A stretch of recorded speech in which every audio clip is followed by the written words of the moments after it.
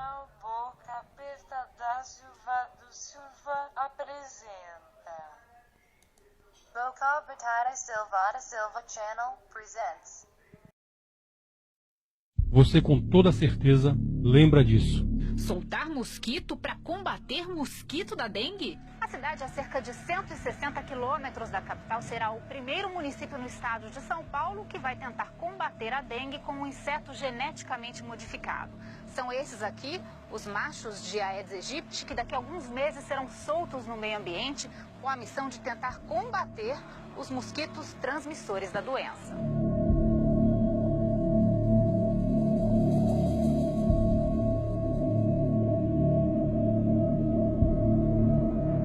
Em 2011, mosquitos Aedes aegypti geneticamente modificados foram soltos em algumas cidades brasileiras. Era o começo do projeto Aedes transgênico aqui no Brasil.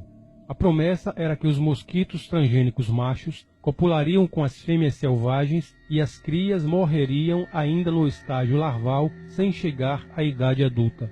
Seria maravilhoso se tudo fosse assim, mas não foi bem isso o que aconteceu. Quando falamos em vídeos passados sobre os eugenistas milionários que financiam pesquisas em diversas universidades famosas para sutilmente levar à frente uma agenda de redução populacional global, somos rotulados de lunáticos apocalípticos ou teóricos conspiracionistas.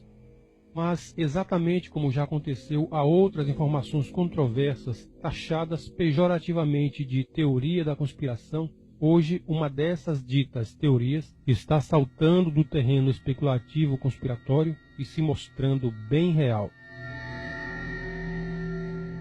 A Fundação Bill e Melinda Gates financiou pesquisas e estudos para a mutação do mosquito Aedes aegypti na Universidade de Oxford, na Inglaterra, o mesmo inseto transgênico que começou a ser liberado no Brasil em 2011. Segundo matéria do portal Terra de 2013, os mosquitos receberam um gene letal que garantiria a morte de suas crias ainda no estágio de larva. Esses mosquitos, apenas os machos, soltos no meio ambiente, cruzariam com as fêmeas selvagens, transmitindo para os ovos o gene mortal. A separação entre pulpas machos e fêmeas é feita de forma manual no laboratório, possibilitando acidentalmente algumas fêmeas chegar à vida adulta, aumentando os riscos no meio externo. A morte prematura dos insetos, ainda em forma de larva, realmente acontece com 100% de sucesso, mas lá, no limpo e asséptico laboratório. Soltos na cidade, a história é outra. Vamos saber o porquê. O mosquito causador da dengue teve o seu DNA alterado na Oxitec, empresa de biotecnologia que nasceu nos laboratórios da Universidade de Oxford em meados de 2002. As fêmeas que cruzam com os machos transgênicos botam ovos de Aedes aegypti transgênicos e morrem quando chegam ao estágio de larva, sem alcançar a vida adulta. Pelo menos era isso que se esperava acontecer. No entanto, existe um antibiótico que pode reverter a sentença de morte das larvas, a tetraciclina. Nos laboratórios da Oxitec, os ovos transgênicos destinados a chegar à vida adulta para depois soltos no meio urbano, copular com as fêmeas selvagens, são expostos à tetraciclina e por isso não morrem. Viram os mosquitos transgênicos que serão soltos. Mesmo havendo a possibilidade das larvas modificadas sobreviverem nas cidades, os testes em campo prosseguiram. Ou seja, mesmo que remota, existe a chance dos ovos, entrando em contato com a tetraciclina dispersa no meio ambiente, chegar à vida adulta, mas isto foi ignorado. O primeiro local de testes do mosquito geneticamente modificado foi nas Ilhas Caimã, ao sul de Cuba, devido à ausência de leis de biossegurança. Após os protestos e depois de adiar testes semelhantes em 2006, a Malásia se tornou o segundo país a liberar os mosquitos transgênicos em dezembro de 2010 e janeiro de 2011. 6.000 mosquitos foram soltos numa área, diga-se de passagem, inabitada do país. Aqui no Brasil, a partir de 2011, os 18 milhões de mosquitos soltos nas cidades de Jacobina, Minas Gerais, e em Juazeiro, na Bahia, superam em milhões os insetos liberados nas ilhas Caimã e Malásia juntas, segundo números da Moscamed. uma organização social que trabalha em parceria com a Oxitec. O problema é que resquícios do antibiótico tetraciclina são facilmente encontrados em ambientes urbanos, especialmente em panoramas como o brasileiro, onde dejetos hospitalares, domésticos e humanos são quase sem nenhum controle assimilados em córregos, esgotos e lixões a céu aberto, criadouros potenciais do Aedes aegypti. Segundo Ellen Wallace, diretora da ONG britânica GeneWatch, o relatório de avaliação de riscos sobre o experimento com os mosquitos transgênicos não foi disponibilizado ao público brasileiro local antes do início das liberações dos testes. A pedido dos responsáveis pelo programa Aedes transgênico, o processo foi considerado confidencial pela Comissão Técnica Nacional de Biossegurança, CTN-Bio, órgão encarregado de autorizar ou não tais experimentos. O Wallace também reforçou que os ovos transgênicos depositados em áreas onde há vestígios da tetraciclina, uma vez em contato com o antibiótico, podem chegar à fase adulta, já claro, transformados em monstros geneticamente modificados. É muito provável que os ovos do Aedes aegypti, geneticamente modificados, tenham sido expostos à tetraciclina, sobrevivendo à fase larval e ganhando o mundo já como um novo mosquito, de carga genética diferente do Aedes aegypti original. O resultado disso você já sabe. Em vez de neutralizar a potencialidade nociva do mosquito transmissor da dengue, essa mutação genética do inseto trouxe novas doenças para os brasileiros, a zika e a febre chikungunya. O zika vírus, entretanto, com consequências devastadoras para as grávidas, a microcefalia em bebês de mães diagnosticadas com a doença durante a gestação, e os casos não param de aumentar. Mas você pode dizer, mas a intenção dos pesquisadores era boa, eles agiram de boa fé, era mesmo para anular os efeitos maléficos do mosquito. Será mesmo? Será que não havia interesses escusos por trás dessa fabricação de mosquitos transgênicos? A mesma matéria do Portal Terra diz que, em julho de 2012, depois do sucesso dos testes de campo em Juazeiro, a Oxitec, recentemente comprada pela Intrescom, protocolou a solicitação de licença comercial na Comissão Técnica Nacional de Biossegurança.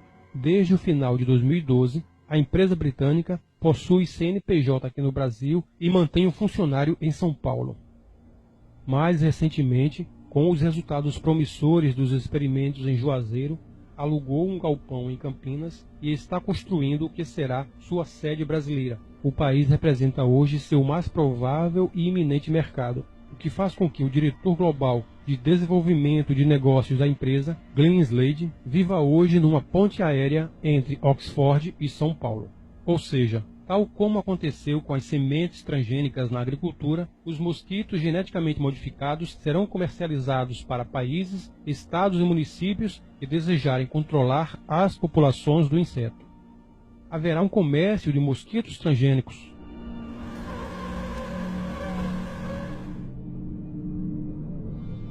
E mais, eles dizem que o controle não pode parar. Tem que ser contínuo e ininterrupto, sob risco do Aedes aegypti selvagem voltar a se proliferar no meio ambiente.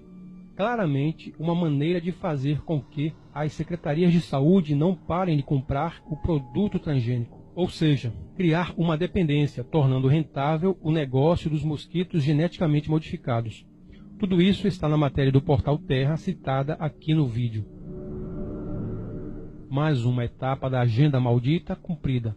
Mais duas novas doenças para nos matar e causar anomalias em nossos bebês. Pesquisas já comprovam que o Zika vírus pode ser transmitido não apenas pela picada do mosquito, mas agora também por meio da relação sexual, do leite materno e pelo contato com o sangue contaminado.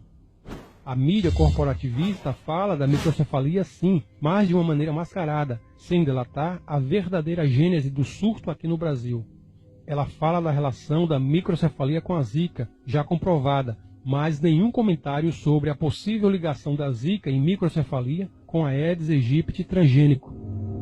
Chegou ao ponto de dizer que a doença veio para o Brasil através de imigrantes haitianos nos últimos anos e devido aos muitos turistas que estiveram aqui durante a Copa do Mundo de 2014. Não lembro de nenhum surto de Zika depois da Copa do Mundo da África do Sul em 2010. Se você prestar atenção, depois que os casos de microcefalia começaram a crescer, curiosamente, os meios de comunicação não falam em combater o Aedes aegypti usando o mosquito transgênico para este combate, mas recomendam os métodos tradicionais de prevenção já conhecidos, como não deixar água parada em garrafas.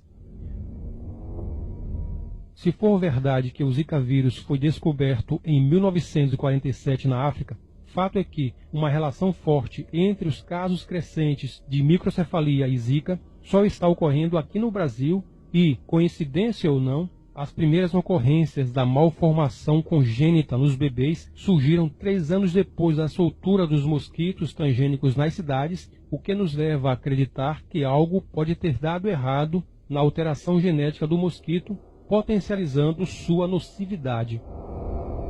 Na matéria em questão do Portal Terra, existem outras evidências dos perigos da liberação dos mosquitos transgênicos aqui no Brasil e suas possíveis consequências.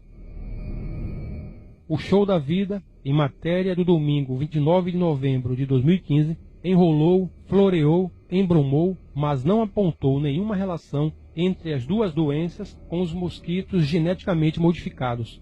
Mais um indício de que a mídia globalista, com seus âncoras sérios, com cara de gente boa e muito bem pagos para desinformar, só noticia aquilo que você precisa saber, tudo muito bem editado e numa atmosfera de máxima credibilidade para que você não enxergue a verdade e aceite a informação sem questionar.